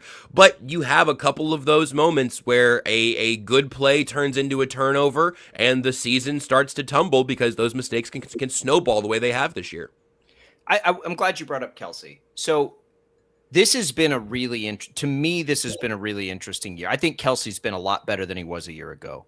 I think, does young in prime Kelce make that last catch on a not greatly placed ball from Mahomes? Probably. But I honestly think that they put a little too much on him at his age. I think it's clear, like, there's a little step back, but he's the second leading receiving tight end in football this year. Right. Rick just brings up a great point on YouTube. Noah Gray dropped 2 much easier passes last night. Yep. So for all the run Travis Kelce off into the sunset crowd, I would ask, you still got to replace Travis Kelce, and he has been a massive part of this offense this year. We gotta be a little bit careful there. Maybe don't put so much on the old man's plate late in the game. But boy, that's he's going to be an interesting story this offseason. What if he told you, hey, I want to come, I love football too much, I want to come back, I'll give you a team-friendly deal. Do you not love that if you're a Chiefs fan? Because I think if you ask a lot of Chiefs fans right now, they might say no. Yeah, I think that's a little prisoner of the moment. I think you take Travis Kelce till he's 50 if he keeps playing like he has this year. And again, I understand that playing like he has this year includes 2 interceptions that I might put on his stat sheet, and the whatever happened with Xavier Worthy, other drops here and there. And the commenter's question there, you have to be able to have other guys step up and earn some of that confidence. And look, I think Mahomes would probably benefit from a little bit of a recalibration of how he wants to spread the football around. But Rashee Rice wasn't out there for the first 6 weeks of the season. And you talk about Noah Gray and his 2 drops. How about Rashee Rice also continuing to have a drop problem this year? Also, again, just because it's all 2 sides of the same coin, Rashee Rice has made some unbelievable game-saving and at the time season-saving plays in this offense. I don't think you can expect absolute perfection, but when you see the top weapons on this team having just simply too many mistakes. It looked like I would have loved to have seen more Tyquan Thornton all year. He almost has a 48, I think, yard touchdown. And that wasn't a drop. It was a play that maybe he could have played a little bit differently, got punched out. But you just have so many of these opportunities where I honestly, guys, I was stunned to look at Patrick Mahomes' box score as the postgame show was starting. I'm doing other stuff. I'm not really tracking the box score because that's not that important when you're watching the game, right? The game ends, the show begins, I'm looking at the stat line, I'm going, Patrick Mahomes had a quarterback rating of under 20? How does that happen? Well, it happens with 3 interceptions, and it happens with deflections, and it happens with all these drops. I think we were within a couple of nice catches away from a over my dead body type of game from Patrick Mahomes, and instead it ends up being probably the worst statistical game of his career. That's baffling. And that was all behind, obviously, an offensive line, not just missing 3 starters, and one of the backups. I wanted to build on that. I'm glad you mentioned it because of all of the issues that could have plagued the Chiefs last night. If you had asked me before the game what the difference would have been if they had lost, I would have told you it was the offensive line. 100%. Easily. Like immediately, I would have said it's the offensive line that can't handle the Texans. That wasn't the problem. Even with Esapole coming in early in the game on zero real expectations of seeing any snaps, right? He comes out and actually does a pretty dang good job against a very good defensive front. It wasn't the offensive line that hurt the Chiefs. It was the specialists that typically will carry you to a win that flat out dropped it. Literally, yeah. The Esapole thing would be such a fun little tag on if they win that game, because he goes out there and goes, hey, you know what, man? I kind of like him. And listen, I'm going to sound real revisionist because this was happening in training camp. But like around training camp, it was like, oh man, he's kind of showing you something. That's kind of interesting. But then they cut him at cut downs, and like, not to get real big picture, like really dissecting, the 54th spot on the roster or whatever. But the Chiefs cut Mike Pennell and Esapole at roster cut downs. And then twice each of those guys come back and just are like the knight on the white horse riding in to save the day. It's like, oh, well, Pole looks pretty good. I'm glad the Jets let him go too. Mike Pennell was pretty important for this defense. I'm glad that they were able to pry him away from the confines of the Bengals. But you're right that the Chiefs were able to overcome some of those issues, and I haven't seen any of the grades or anything today, and I certainly haven't rewatched it yet. But I think Esapole might have had a better day than Mike Caliendo or Jalen Moore. I mean, the left side of the offensive line, and also with a hat tip that he's just going to get lost in this season by and large, Kingsley Suamataia has just been having a really excellent season for a guy who like, not to exaggerate or make light of it at all. If you would have told me after he got pulled in week 3 that Kingsley just never had the trust of the team again and just never saw the field again, I would have said that's unfortunate, but I guess I get it because of just how quickly they decided to pull the plug last year. Kingsley's been great at left guard, and playing next to Creed Humphrey certainly helps, but they did survive that, and they did some things offensively to keep Mahomes on the move and to try to give those guys a little bit of extra help and change the angles for that pass rush. But the fact that the Chiefs did not quite master that, but they solved enough of those problems to survive offensively, and for it to still result in 10 points. I mean, look, again, maybe everything moves easier if you've got all of your starting linemen. That's certainly true. The Texans have not had good offensive line play in a few years, maybe longer. And you even got like a pretty good day from the Chiefs pass rush. You got a great day from Chris Jones. And all of that together wasn't enough. That to me, I think, I'm probably getting ahead to a future question, but that to me is one of the reasons that I see 12, 14, 15% chance for the Chiefs to make the playoffs or whatever it is. You just have to win the games when you actually have the tools. And it was 10-10 with everything pointing in the Chiefs' direction, and they lose that game by double digits. And maybe the excruciating part of that, Joshua Brisco with us, Chiefs Radio Network, is that things were happening before they took the field. Like they could see that Daniel Jones is done for the year. Yep. They know that Justin Herbert is playing as a cyborg right now with a broken hand and can't even hand the ball off correctly. Like they know all of these things going into that game. Like the door just burst open for them to go and march right into the postseason, and they can't get it done. It is What a year. And I said, Jackson asked me this, and I'm glad he did, because I'm not a Chiefs fan. I've covered the Chiefs now for more than a decade. So like you get caught up in it, but to not get caught up totally into the emotion is a very strange place to be. Yeah. Like the highs are not quite as high. The lows certainly aren't nearly as low. Like it feel like if you pulled and talked to a Chiefs fan right now, you'd think that it has been an absolute meltdown for the last 2 years of epic proportions. They made the Super Bowl last year, right? Like it's a wild experience and a wild ride. And this year has been something else. Is this the end of this version of it? Obviously, we know the windows is open as Patrick Mahomes is standing on two legs. But Tom Brady had a big gap in between his two stretches of greatness. Are we in that gap, do you think? Or is there anything left in the tank of this version of the Chiefs? I think it's probably going to be time for a pretty big retool. But even as I say that, I have, of course, given some thought to what that looks like. And I think that at bare minimum, I think this sort of era of Chiefs football, and again, like you said, Mahomes, the truth is Mahomes is going to play longer than Andy Reid's going to coach. He's obviously going to play longer than Travis Kelce. He's obviously going to play longer than Chris Jones. I really think that this dynasty that the Chiefs have had in this era, I think that has belonged more than anything to Patrick Mahomes, Andy Reid, Steve Spagnuolo, Travis Kelce, and Chris Jones. Yep. Well, Chris Jones is going to be here next year unless something absolutely insane happens, and I don't even know what that would be. Like, he would have to retire almost. I mean, the way that his contract's set up, right? So Chris Jones is going to be here, and again, a great game for him. You talk about a guy, all the way, this sidetrack, but talk about a guy that you want to figure out how to get the best out of without putting everything on him. Chris Jones was an animal against the Colts, and then he couldn't do that on 3 days rest because he's an older defensive tackle. That makes sense. He gets 10 days and he does it again against the Texans. Make life easier for Chris Jones. Please find him a running mate. Maybe they think that's going to be Omar Norman Lott. Find him 3 running mates. Let's really have some options here.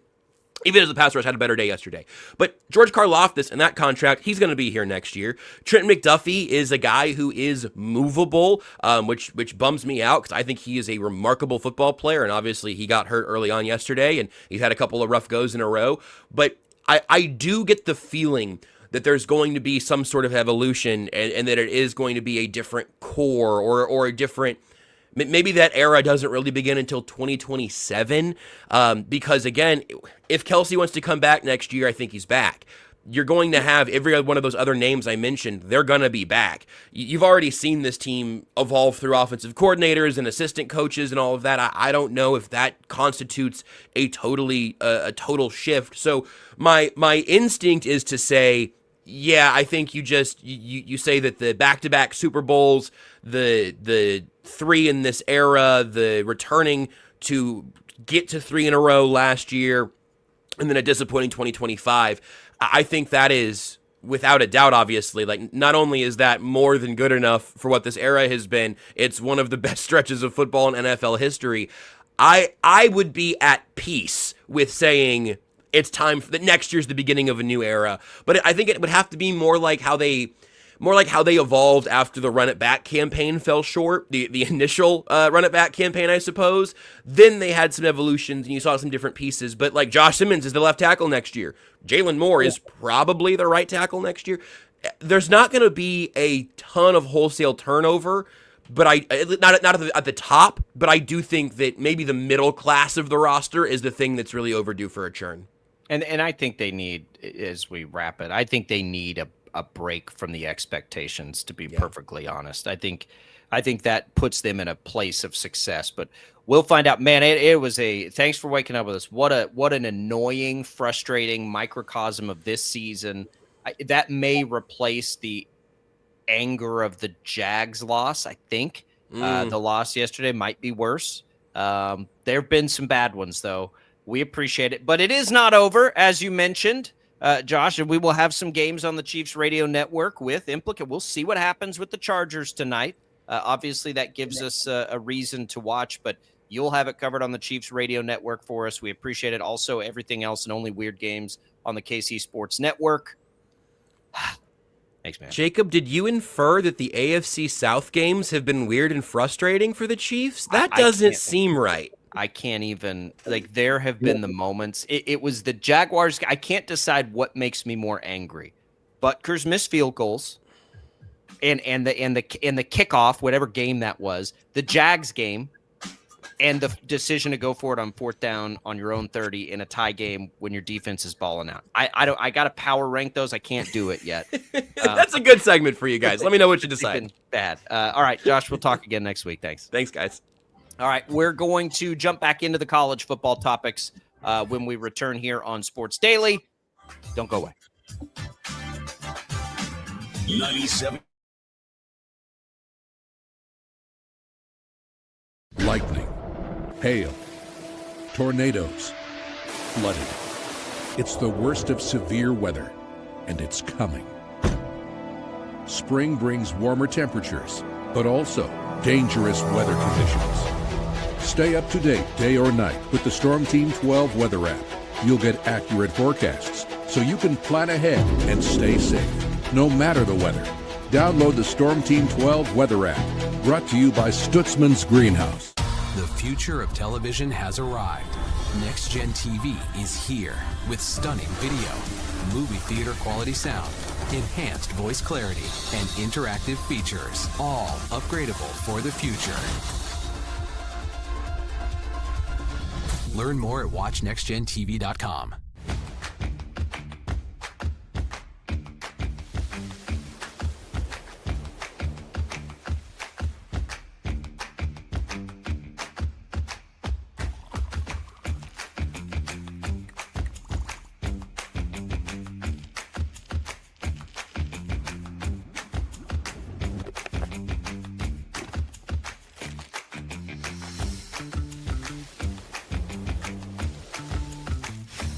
Canvas of our imagination. They tell a story. Clouds affect the events of your day. Sometimes they growl, sometimes they inspire, but they're always the messengers of nature's mood written in the sky. Storm Team 12 understands the language of clouds. We're dedicated to decoding their message so you know what to expect. Behind every cloud, there is a story waiting to be told. Trust Ross Jansen and Storm Team 12, alerting you first to the impact on your life. We are following a breaking update. Every day, all day, stream the stories that have you talking near and far. Whoever is behind the wheel of this bus is not stopping. From hundreds of local reporters and meteorologists spanning the country. Chaos here this morning at the UW campus. Search LNL for the all-new Local News Live streaming app. Odyssey is one of the most influential audio and entertainment brands in the nation. You already know Odyssey's iconic local radio brands in Wichita. But did you know Odyssey has the country's best collection of music, news, and sports brands? Odyssey is also a premium podcast creator, major event producer, and digital innovator. Odyssey brings people together across the country and right here in Wichita. Odyssey also delivers meaningful radio and digital audio results. Find out our story and impact at odysseyinc.com/Wichita. Make yourself known now. 31001 in traffic pursuit. Oh my God, here. Investigate TV Plus begins with real people. We investigate stories that impact you and inspire change every day. Something is broken. Real problems. Why are they hiding it? And real solutions. My daughter was dying in front of me. What was your reaction when he said that? Investigate TV Plus, weekdays at 3:30 p.m. on KWCH. Sometimes people tell us, I don't get it, it's just tea. But let me tell you, we are so much more than just tea. With 20 plus flavors of sweet and unsweet iced tea, the possibilities are endless. Come on in and try them all for free to find your favorite or get us on the go for your busy lifestyle. And don't miss happy hour every day. So the next time someone tells you it's just tea, tell them to come by and find out why we say, drink tea, be happy. Jim Rome here, lighting up your afternoons on The Jim Rome Show. Catch me starting at 2 on Wichita's #1 sports radio, Kansas Fan Headquarters, 97.5 and 1240 KFH.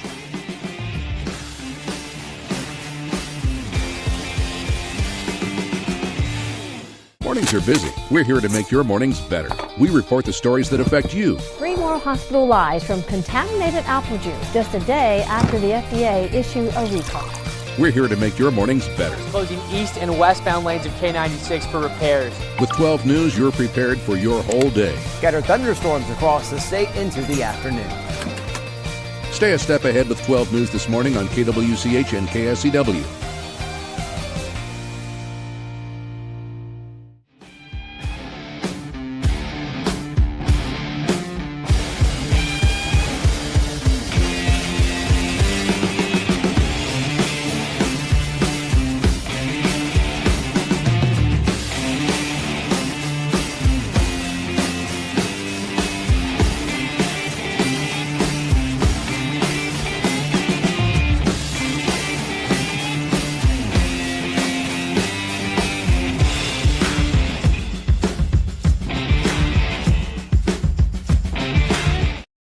Sports Daily is on KFH. My goodness, what a fun show for a lot of reasons, frustrating for a lot of reasons, but it is fun sports talk radio content today. Jacob Albrock, Jackson Schneider with you here on Sports Daily. If you want to win a free iced tea from HTO, more than 25 flavors to choose from, including the seasonal fall flavor of caramel apple iced tea, that is about to transition to a new flavor very, very soon. But you can get your hands on a free one right now, good in East Wichita, West Wichita, or in Derby. All you got to do is text us the keyword T to the short code 20357. Each participant can enter once per day. Message and data rates apply while you're in. If you're in Derby or East Wichita, seasonal coffee drinks also available. Peppermint mocha, snickerdoodle latte. Lots of good drinks there at HTO. Lots of Christmas gift options as well. Good luck, everybody. All right, Jackson, we come back in. Let's make the train. If you missed anything on Chiefs, if you missed it with Josh Brisco, lots of good stuff there. You can go back and listen on the Odyssey app. Appreciate everybody's comments and everything. It's been a wild ride today. Let's go back to college football. We discussed the bowl games. You and I both. They're old. I see a bowl game and I'm like, whatever. Like outside of watching Kansas or Kansas State in a bowl game, I'm not sure I've watched any bowl game that didn't have playoff implications. And I don't even know how long. They are not on the radar for me. Never really have been because they're exhibition games. But I mean, they were, or you could make the argument that they had meaning before the playoff. But now that there is a playoff, it's amplified it. Yes, does not. That gap is so much bigger. As it should. My point to that is, if look at any other division of college football, FCS, Division II, Division III, NAIA, not necessarily in that order, but still, they all have playoffs, and next to none of them have bowl games. There are a couple of Division II bowl games, but there's not 40 of them. And for good reason. There's no point to that to play those games because there's really anymore no benefit to it. And to me, I think that's where college football is trending, where I think we're going to start seeing some bowl games drop off a little bit. I think this year is a little bit of a wake-up call that maybe there's too many in an era where, again, these don't have the meaning that they used to. And that'll suck a little bit because I love watching college football. And if you're going to put one on at noon on a Tuesday, I'm going to watch it while I'm working. That's just how I am. But it's just it doesn't matter anymore. I can't see, and I can't watch them because I know they're not playing for anything. Like I'll watch a college basketball game during feast week. Like I love it because those games do mean something.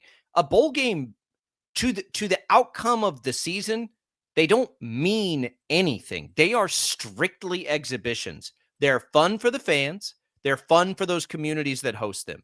So here's what I would say. We're about to wait 11 days before we play a playoff game, which is so stupid. Okay? Like here's what you can do.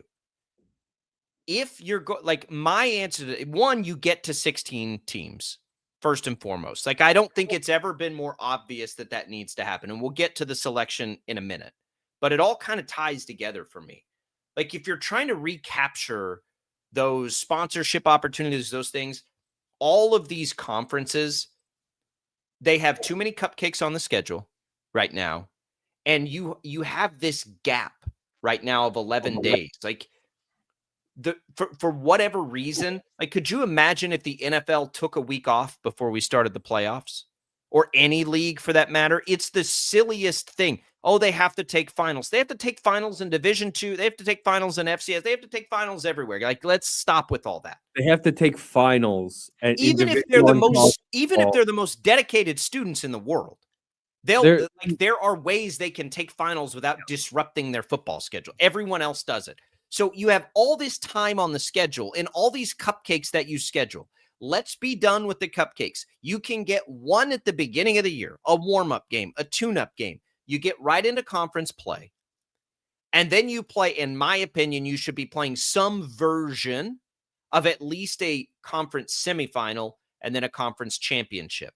It allows your team to get enough games in, so we're not constantly dissecting this selection process like we are. It gives you more good games. And if you want to tie, like, and I'm not even kidding about this. If you want to make one of the Big 12, semifinal games, what bowl game typically features a Big 12 team? The Liberty Bowl. If you want to make one of those the Liberty Bowl and play that in Memphis, I don't even think you need to do that. Like, you could, though. Like, why not? Who cares? Like, just go play it that way. And then at least it means something. It still gives the fans at the exact same time of the year an opportunity to go travel if they so choose. Like, you can do all the things and you can schedule them whenever you want, right? To keep the TV networks happy. But to play them as exhibition games, who cares? I mean, I get it. I get why teams are turning it down.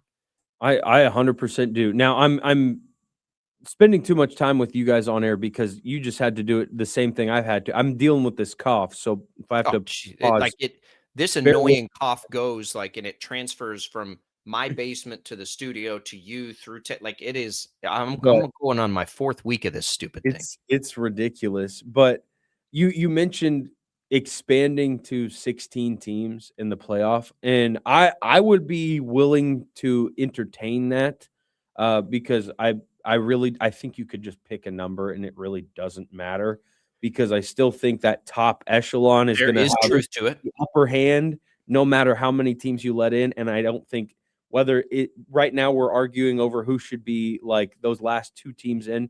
You're going to argue about that at 16 and you're going to argue about that at 24. Doesn't matter. But I think you're right. In expansion to 16 is probably the right move, because at least then you take out of the equation the bye and the argument. Well, last year it was the top 4 of the conference champions. That immediately didn't work. So now it's the top 4 teams in general. And there's still some weird stuff with that, because the sweet spot apparently for this playoff is being like the 6th seed and getting one of those G5 teams in the first round and using that as a springboard to go the rest of the way. So this playoff format still has some things to be worked out, but I want to hear your reasoning as to why 16 is the right number. Okay, so there's several. One, they are so tethered to the timing of these games, right, being around the new year. One of the issues that we face currently is there are 4 teams who have earned the right to be the top 4 seeds, pretty unquestioned, I think. And we're going to see none of them play for 3 weeks. That is such a disadvantage to them, in my opinion. We saw it play out last year. The teams with you can't spend 3 weeks without playing football and have your peers have a game. Like, whoever comes out of the first set of games to play those teams with a bye is at an advantage in a lot of ways. So that's one reason. We don't need to have a 3-week gap. That's usually where they try to cram in bowl games. Bowl games don't mean anything.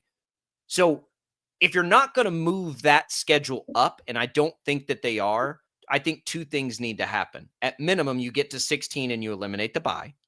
Okay, so that takes you a week forward, right, to the schedule that currently exists, or maybe even 2. And then in my other part of it is, in order to help the selection process, you play a semifinal and conference championship, right? Like, you give more opportunities to help with the resume process.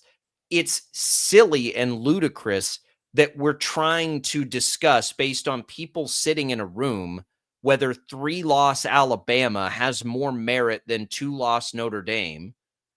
Alabama has the worst loss. Notre Dame lost it to a couple playoff teams.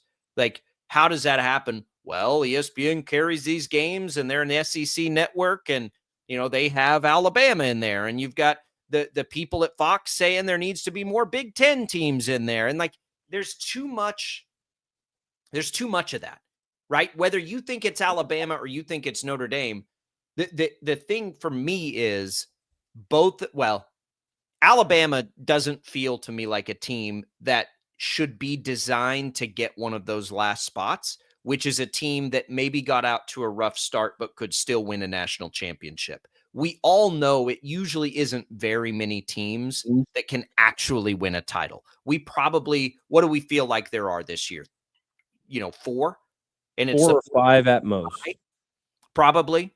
And they're going to have to deal with the bye, but that's what Notre Dame, on the other hand, Jackson, does feel like that being allowed feels more of a Notre Dame should be there. I know they lost to Miami, who they were being directly compared to, and that's what really makes this complicated too. I get it.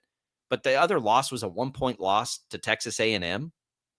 And they have been housing everybody else since. Hasn't been they haven't played anybody since then, right? No, hasn't been the most daunting schedule. But you can't look at what they've done and say, like, if anybody fits the formula of a team that might still be able to win a title, it's Notre Dame. I fully agree with that. I do 100% agree with that. And I think, and so that's where the back end teams, that's where those last spots should go, because ultimately I do want to see the best team win a title. Like, I think BYU got hosed the most, but Notre Dame at least fits that like, BYU's not going to win a national title. So if you don't want to put them in, fine. But neither is Alabama this year. I just think that for me, like, it's this weird mix of where we have to decide what we want college football to be. Because in the past, with the BCS structure, all it took for, like, the underdog that's not in that blue blood top 5 or 6 team conversation every year,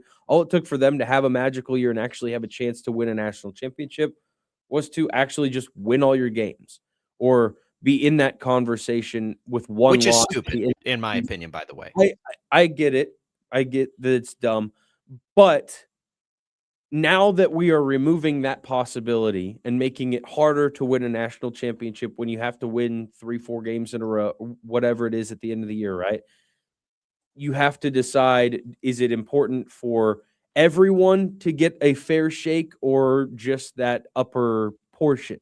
Because even in the BCS era, when bowl games really meant something, or when you could at least argue that they meant something, G5 teams at least got a fair shake, where if they were ranked within, I can't remember if it was the top 12 or top 15 and they won their conference championship, they got a BCS bowl bid. Now you get these G5 teams that sneak in because of doubters in the ACC. They get the opportunity, but it's not like there needs to be some parameters on it, I feel, because right now we're about to get a rematch of Tulane and Ole Miss that Ole Miss won 45-10 2 months ago, and that's a playoff game. So here's the Florida State did win all its games a couple of years ago and didn't get in. So it's always been flawed, but here's the biggest flaw. In the NFL, we take 14 out of 32 teams and put them in the postseason. There are twice as many teams just in Power 4 college football, and we're only taking 12 of them.